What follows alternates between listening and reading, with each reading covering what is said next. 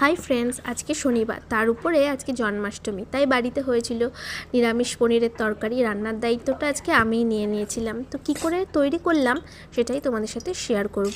ফার্স্টেই গরম তেলের মধ্যে কেটে রাখা পনিরগুলোকে দিয়ে দিলাম, সামান্য নুন হলুদ দিয়ে পনিরগুলোকে ভেজে নিলাম। এইবার ভাজা পনিরগুলোকে গরম জলের মধ্যে কিছুক্ষণের জন্য ছেড়ে দিলাম।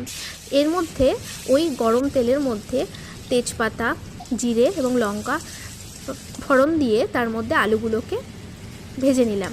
এইবার একটা পেস্ট রেডি করে রেখেছিলাম, যে পেস্টটা তৈরি করেছিলাম কাজু, কিশমিশ, লঙ্কা, তারপরে পোস্ত, ধনে গুঁড়ো, জিরে গুঁড়ো, হলুদ সব কিছু দিয়ে সেই মশলাটা দিয়ে দিলাম। দিয়ে কিছুক্ষণ নেড়ে চেড়ে কষিয়ে নিলাম। তারপরে তার মধ্যে পনিরগুলোকে দিয়ে আবার কিছুক্ষণ নেড়ে নিলাম। এইবার জল দিয়ে কিছুক্ষণ ফোটানোর পরে তার মধ্যে নামানোর আগে ঘি আর গরম মশলা দিয়ে দিলাম। তৈরি হয়ে গেল নিরামিষ পনিরের তরকারি। কেমন লাগলো জানিও।